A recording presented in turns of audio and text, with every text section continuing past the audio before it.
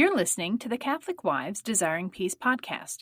Today's episode is about the key to finding peace with toxic in-laws. Are you a Catholic wife grappling with challenging in-laws? The Catholic Wives Desiring Peace podcast is your sanctuary for navigating these sometimes stormy seas of life with toxic in-laws, while being validated for what you've experienced. Join me, your host, Miriam Susan, a Catholic wife who's weathered nearly 3 decades of in-law drama, as we tackle the tough issues you're dealing with head on. Welcome back to the Catholic Wives Desiring Peace podcast. I am so glad that you're here today, as we are going to be diving into something that I think will really resonate with you. But I want to ask you a question. Have you ever felt completely drained after spending time with your in-laws? Like, no matter what you do, it is never enough. Well, you're not alone. And today we're talking about something that changed everything for me and many women who have gone through a similar process and are in similar situations. It's the power of your mind in dealing with your difficult in-laws. Toxic behavior with your in-laws is absolutely real. It is not imagined, and I don't want you going into this podcast episode thinking that I'm going to tell you otherwise. Some of these toxic behaviors are very invisible to other people on the outside. They don't see it as toxic. They don't see it as controlling or manipulative or abusive. They can give them a pass by saying, "Oh, she's just concerned about you. Oh, your father-in-law just wants to check up on you and make sure you're okay. That's just how he is." All those things don't negate the behavior that you are having to deal with. So some of the scenarios that I often bring up on this podcast that can be considered toxic or controlling or manipulative might include things like your in-laws just dropping by without any prior notice, without calling, maybe sometimes without even letting you know that they're in town if they live in another location. It could be something like stealing the gift that you want to give to your child for his or her birthday and acting like you are inferior to them and they are one-upping you in gift giving and are therefore more important than you and should be in the eyes of your child. It could also be something like subtle comments or subtle jabs at you when your husband is not in the room. That way, if you bring it up to your husband, he is totally clueless because he wasn't there, and it makes you seem like you're the crazy one. Or even being treated like you're just an extension of their family instead of being a totally separate family that has some connections, be it via last name or blood. Now, if these things are happening to you, it's not in your head. The disrespect, the boundary crossing, ignoring, stomping on, the way that they sometimes talk to you about you is very, very real. What's happening in your family, in your home, is not right. And the exhaustion and anxiety that you feel because of these situations is valid. It is completely valid for you to feel disrespected if your in-laws are making comments to your face about you when your husband is not in the room. It is completely valid to feel ignored if you're just treated like you're supposed to be an extension of their family. And it's completely valid to feel disrespected if your in-laws are just coming by your house whenever they feel like it without asking you if it's okay first, or by taking your gift ideas for your kids when you know that they know darn well that that was a gift that you were planning on giving your child. Now, while these behaviors are real, what happens in our minds when we experience them, that is where we actually have a tremendous amount of power. There is a concept that is introduced in the book of Romans, chapter 12, verse 2. And let me read what that verse says. It says, "Do not be conformed to this world, but be transformed by the renewing of your minds, so that you may discern what is the will of God, what is good and acceptable and perfect." And that's from my favorite translation of the Bible, the New Revised Standard Version, Catholic Edition. In this scripture, I believe that God is specifically telling us about renewing our minds for a reason. The way we think about things, our thoughts, the way we talk about them in our heads, that is what helps shape our experience of reality. So when your mother-in-law criticizes your parenting, what is going on in your mind?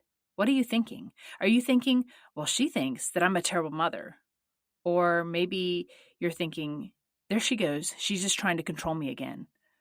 Or maybe you're thinking, she's trying to make me look bad in front of my husband and make him doubt that I'm a good mother. Or maybe around extended family and make them think I'm a bad mother. These thoughts can trigger feelings of anxiety, feelings of anger, feelings of inadequacy. And those feelings can then have a very direct effect on how you respond to those situations. Now, why do our brains do this? Well, they are naturally responding to what we see as a perceived threat. And I would say it is an actual threat. Maybe not the threat that you would think of, like where somebody's actually actively trying to physically harm you. But it is a threat. It's a threat against your position. It's a threat against your authority as a parent if you have in-laws that are criticizing your parenting. And what your brain is doing in that moment is it's trying to protect you. When your father-in-law dismisses your opinions about something that perhaps you actually are an expert on, that is your brain seeing it as a threat to your value as a human being and to your belonging as part of the family. This then triggers your nervous system, which oftentimes can send you into fight, flight, or freeze mode, which is why you might feel yourself getting defensive, maybe wanting to bolt and head for the door, grab everybody and leave, or just completely shutting down. I guess I kind of imagine it just like a turtle, just kind of going into himself and just kind of taking whatever is going on. Now, my response to these kinds of triggers tends to be flight. I just want to get away. I just want to hide. I just want to get out of the situation as quickly as possible. But yours might be different. You might get defensive and start speaking out. Maybe you verbally start shouting and trying to take control of the situation again. Or maybe you do freeze and you just kind of, and this has happened to me too, where I just kind of sit there and I'm thinking, what in the world just happened? What did I just experience? What is going on? And feeling almost like in a dream when you can't scream. That's what I feel like the freeze response is like. Now, what's interesting, maybe fascinating is a little bit too strong of a word, but it is kind of fascinating, is that when our husbands are in that same situation, when they see what's going on, their brains don't necessarily register that behavior as a threat because he has been conditioned and trained for his entire life to see that kind of behavior as normal. Let that sink in a little bit because it kind of explains why our perception of the things that go along with being around our in-laws, how we can see them as very different than our husbands. For your husband, seeing your father-in-law maybe tear you to shreds, well, that's just what he's always done. Yes, he's very critical, but he does love you because perhaps there have been times when your husband experienced his dad doing that, but then a few minutes later, maybe the next day, he experiences an act that comes across as loving. So our husbands don't get triggered.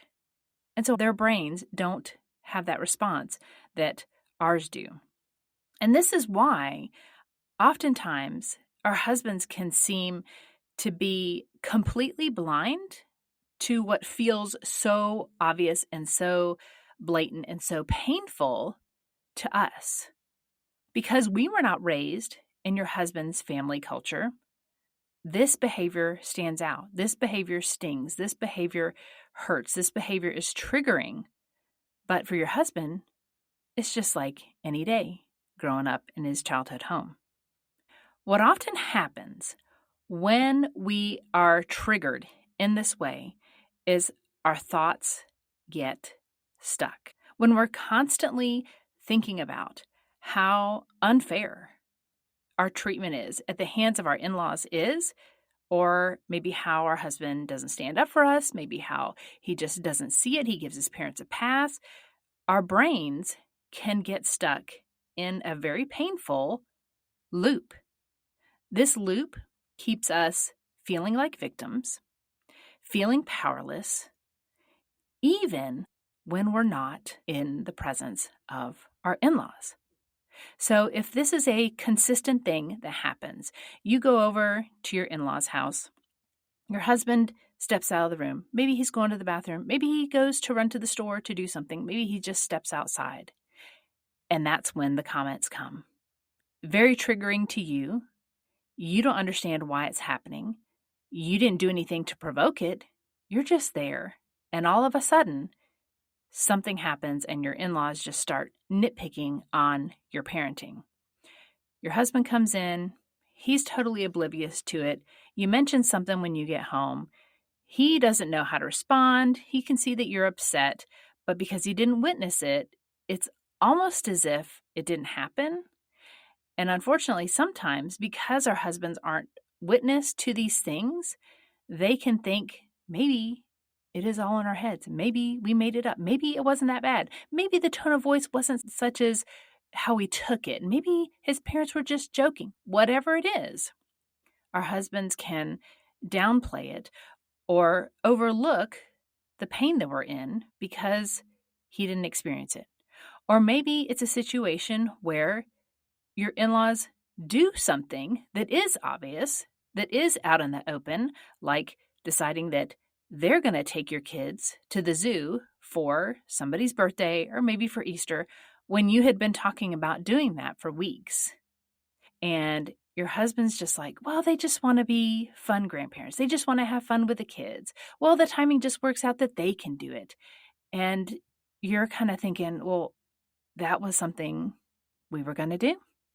But he's used to it because he grew up with his parents doing that kind of thing, doing like the competitiveness, which just, it does not make sense to me why anybody would want to try to compete for the love and attention of a child away from his or her parents. But that's one of those things that makes our in-laws difficult, challenging, toxic, whatever. And so your husband kind of downplays it because he's used to it. And then in our heads, we're thinking, this is nuts. Why did they do this? And we can often put the blame on ourselves, thinking it's something that we had done. But a lot of the times we get stuck in this loop and we keep playing this over and over again because we're trying to figure it out. We're trying to make it make sense. And I'm here to tell you, sometimes it just does not make sense. It doesn't. There's nothing we did. There's nothing that we said to cause these kind of reactions from our in-laws. But yet we can get stuck in this mental loop of playing this scene over and over and over again and drawing from other scenes in the past in our memories and getting stuck in this loop where we just feel like we have no control over our lives, that we're a victim of these people who are controlling and they're demanding, maybe they're toxic and abusive, and we get stuck. When we're stuck in this thought loop, what happens is this mental exhaustion from trying to just analyze the scenario over and over and over again, tearing it apart, we take that mental exhaustion into other areas of our lives. It does not stay in our heads. It can affect the relationships with our husband, with our children, and even the relationship we have with God. Now, this might be perhaps the most heartbreaking thing is when we start to really doubt ourselves and we start to doubt our sanity, wondering if we are the problem. Now, I'm not saying that we are always completely innocent and always devoid of any fault when there are issues that come up. No, absolutely not. I know that sometimes we say things, sometimes we do things, either intentionally or not, that cause the relationship with our in-laws to be more tense in that moment than it could have been. But when we are stuck in this loop of trying to pick apart what in the world we did, when it keeps happening over and over again, we have enough self-reflection to think, you know what? Maybe I'm the problem. Maybe the problem is me. When we are stuck in this loop, we need to find a way out. We need to find something that will shift and transform our thinking. So let's go back to that scripture from Romans chapter 12, verse 2 that says, "Do not be conformed to this world, but be transformed by the renewing of your minds." We need to figure out how to renew our minds, because this is where the power that we have in this relationship lies. Hi, Miriam Susan here. I wanted to point out a new feature for you to reach out with any questions that you might have. It is an audio message submission option on my website, desiringpeace.com/podcast. If you have any questions, if you just want to reach out, if you just want to tell me, hey, thank you, I really appreciated this episode, I would absolutely love to hear from you. If you decide to submit a question, it could be chosen to be played here on the podcast or for me to just answer it if it makes more sense for me to just address your question without playing your audio. But I will be in touch if you reach out. Just send me a quick note. Go to desiringpeace.com/podcast. Submit your audio message now. You might be in a situation where you can't go low or no contact. You might be in a situation where you can't completely remove yourself from the lives of your in-laws. That doesn't mean you have to give up hope. That doesn't mean that you are completely powerless. And I do want to interject here and say the enemy is the one that wants us to feel powerless. He wants us to feel weak. He wants us to feel like we have no control over a situation like this. So let's look at how we can get back some control and power in our lives. And I'm not saying power in the sense that our in-laws would use it, right?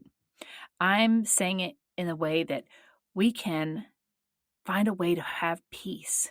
That's the kind of power I'm talking about. So when we begin to change what we focus on and how we interpret these situations, something amazing can happen.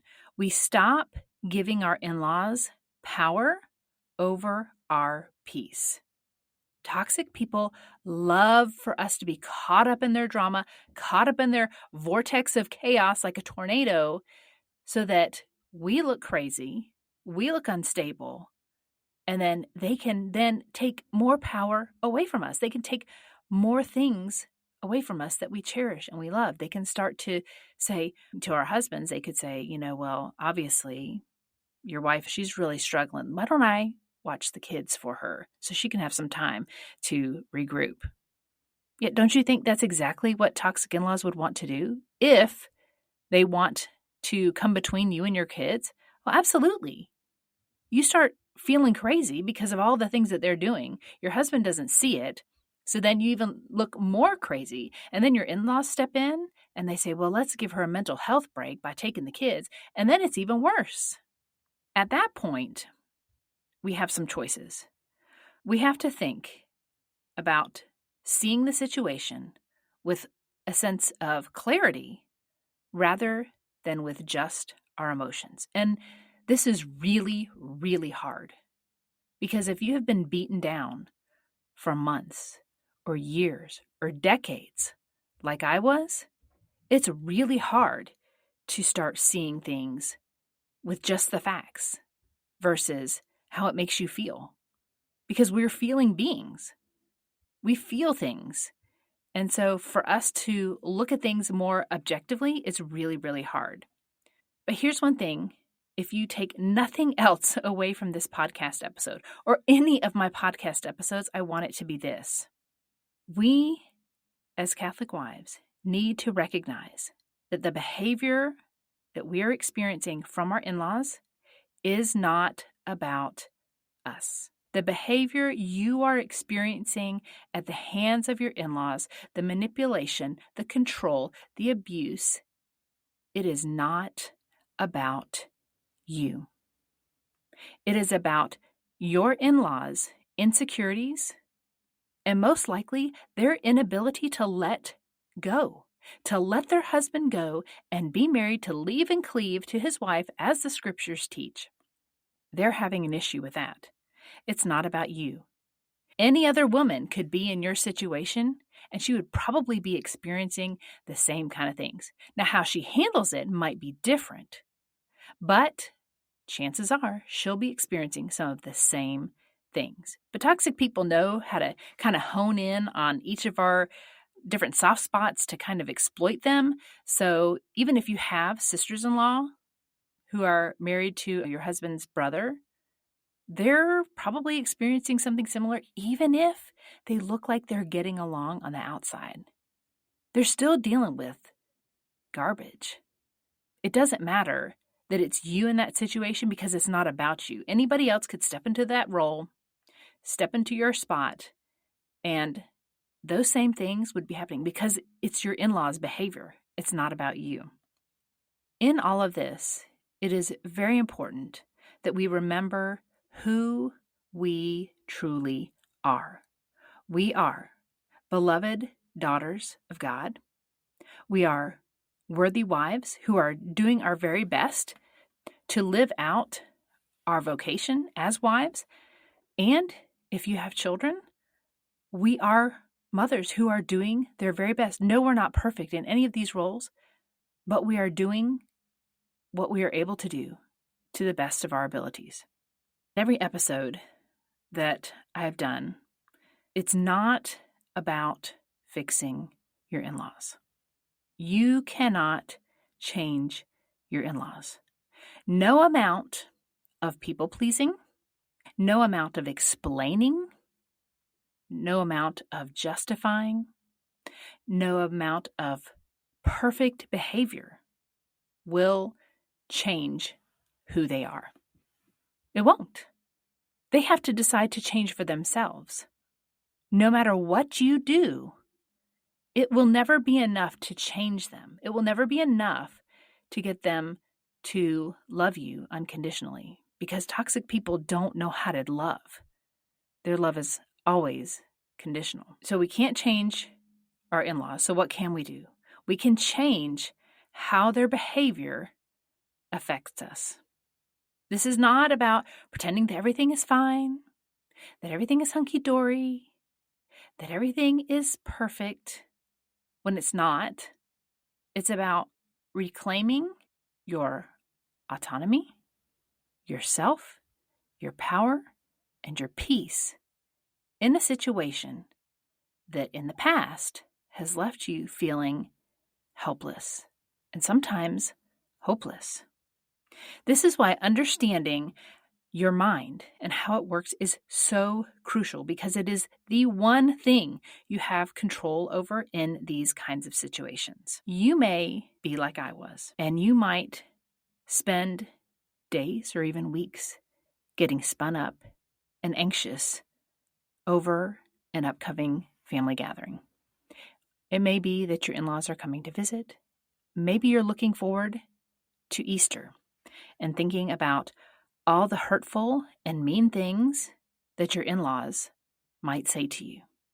Maybe you've gained a little weight, and you know that they have picked on other family members in the past about gaining weight, and so you've got those scenarios, those conversations going on in your mind.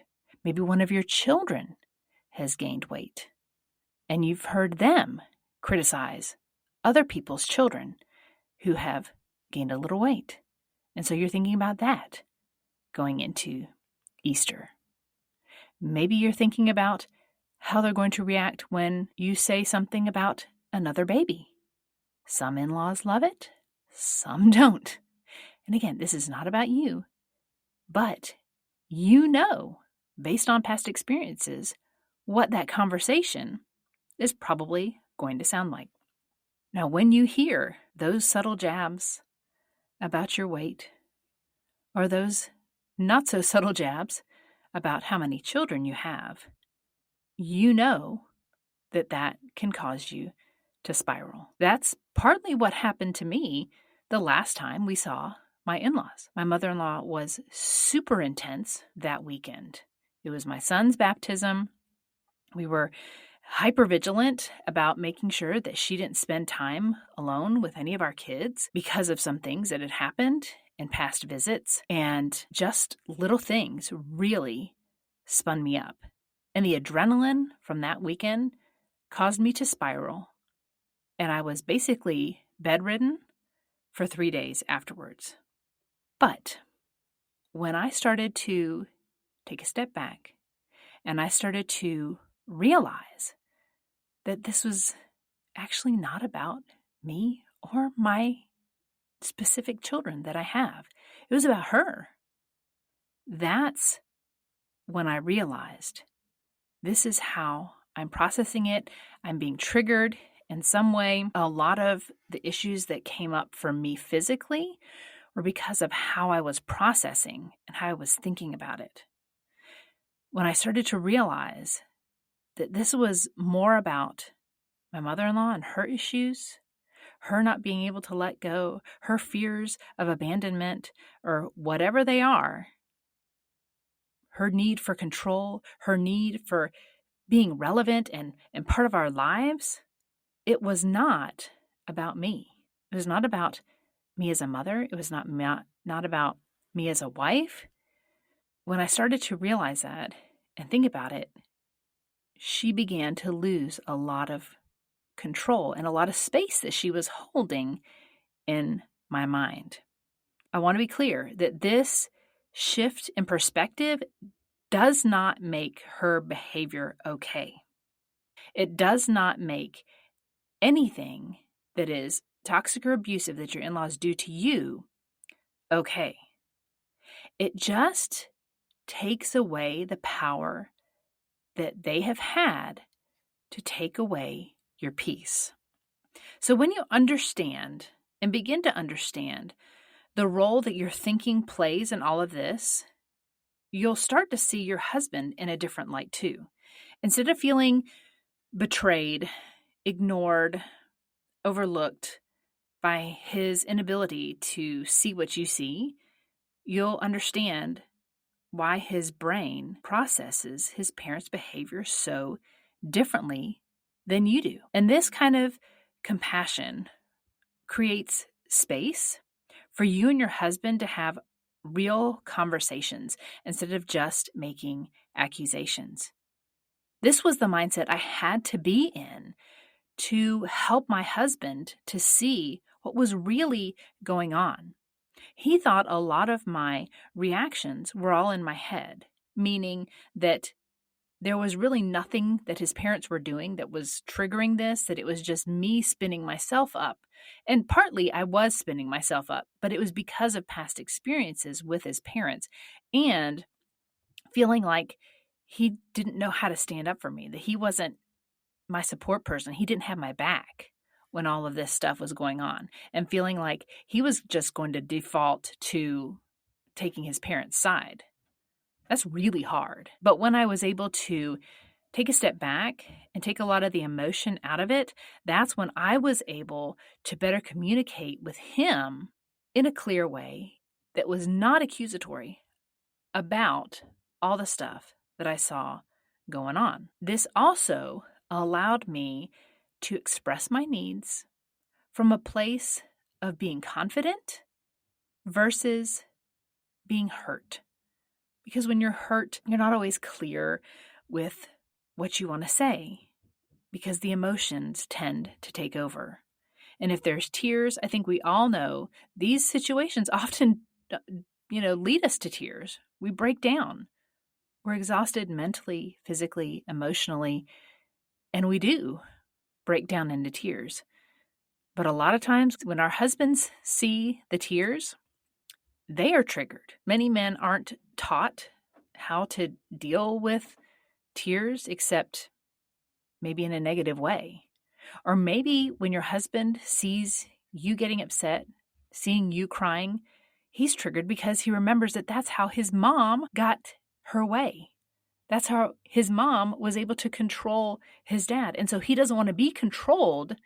And so that shuts him down. So we have to get to a point where if we want to help our husbands understand what's really going on, we have to get to the point where we can separate our experiences from the emotions of it and just kind of state the facts so that they become clear that this is the reality of what is going on.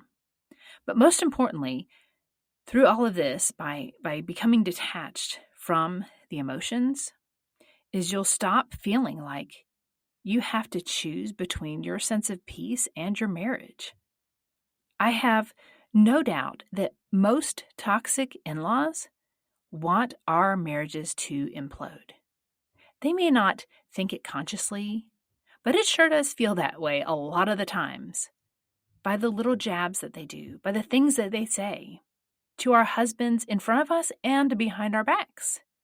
When we get to this point where we have a sense of confidence in what we're talking about, because we can state the facts, we know exactly what happened, and we can say it without breaking down and feeling hurt.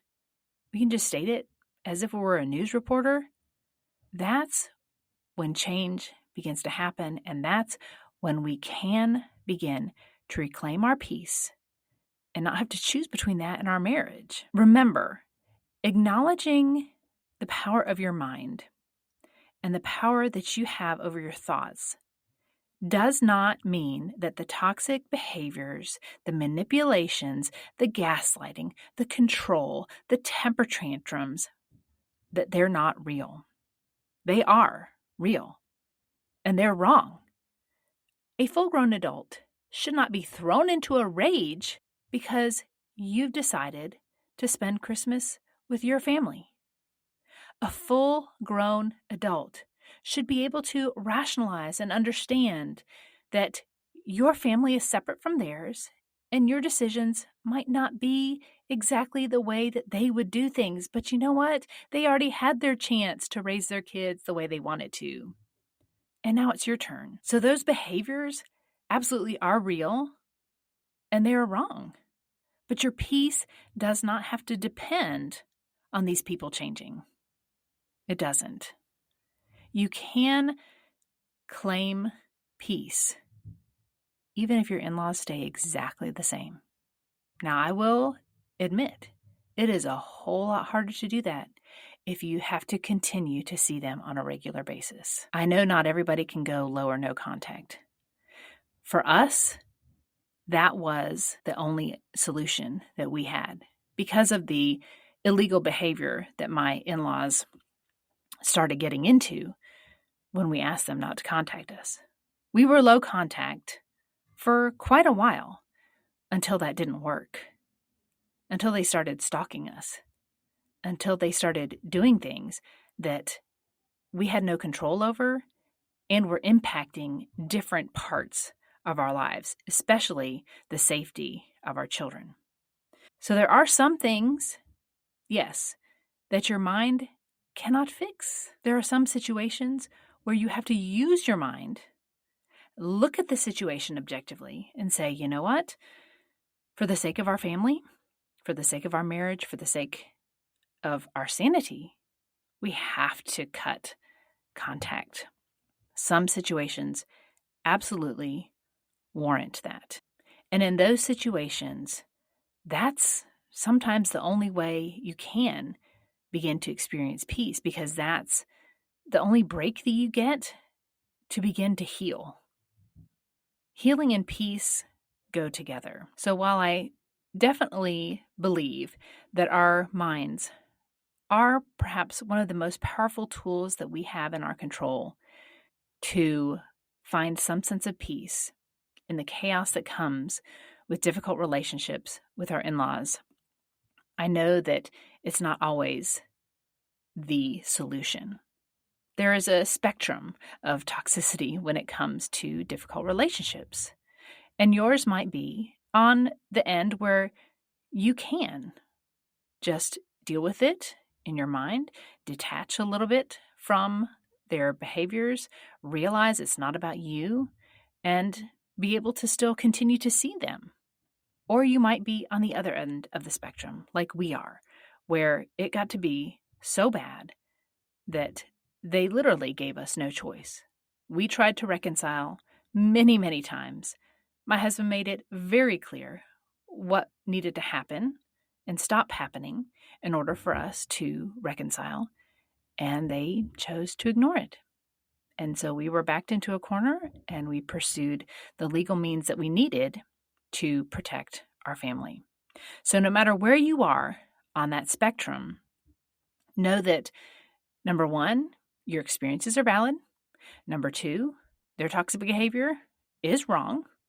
And number three, that you do have to do at some point, whether you're in full contact or no contact, at some point you do have to do some work mentally to get out of any loop that has you trapped, thinking that you're part of the problem, that it's all about you, that if you had not done certain things, if you had spoken a certain way, if you had lived in a certain place, if your husband had taken a certain job, all these things that make you feel like you're not enough, you have to at some point realize that that's not about you. That is about them and their perception of things. And that's when you can begin to heal and reclaim that sense of peace. So if today's episode resonated with you, I'd love to hear your thoughts. Are there any mindset shifts that you have done that have helped you find more peace with your difficult in-laws? I'd love to hear from you. Send me an email to hello@desiringpeace.com and let me know what you thought, because I know how hard this journey is. I know how heavy this cross is to carry. And if nothing else, reach out to me so that you can know that you're not alone. Trust me, you are definitely not alone in all of this. And if you know another Catholic wife who is struggling with her in-laws, or perhaps she's struggling with her parents, we actually have quite a few listeners who their parents are the toxic ones, and you are absolutely welcome here if that is the case. But if you know someone who's struggling with difficult in-laws, please pass this episode along to them. Let them know that they are not alone. Encourage them to listen to other episodes, to hear my story, and to just understand that what they're going through is not unique to them. Their story might be unique, but what is happening to them, it happens all the time, all around the world, to all ages and stages of women. I pray that during this Lent, you are able to find a way to begin to reclaim some peace that you need just to keep going. God has that peace for you. I pray that you find it and you embrace it and know just how much He loves you. And He doesn't want you to pull away from Him during these situations. Seek Him, seek His peace, because that's the only peace that really lasts. God bless you. Go in peace. Thanks so much for tuning in to this episode of the Catholic Wives Desiring Peace podcast. I have a free gift for you that I would love for you to get. It is my free scripts for toxic in-laws. It's a little PDF that you can use to give you some examples of how to speak to your in-laws about certain issues. I'd love to give it to you absolutely free. So if you head to desiringpeace.com/gift, it will be there waiting for you. Just enter your name and email so you can start using it for inspiration on how to talk with your toxic in-laws. Again, thanks so much for tuning in. Go to desiringpeace.com/gift to claim your gift now. Disclaimer. All content and information on this podcast and our website, including our programs, products, and/or services is for information and educational purposes only and does not constitute professional medical, psychiatric, or mental health advice of any kind, and does not establish any kind of professional client relationship by your listening to this podcast or use of my website. A professional client relationship with you is only formed after we have expressly entered into a written agreement with you that you have signed, including our fee structure and other terms to work with you in a specific matter. Although we strive to provide accurate general information, the information presented here is not a substitute for any kind of professional advice, and you should not rely solely on this information. Always consult a professional in the area for your particular needs and circumstances prior to making any professional, medical, or mental health related decisions.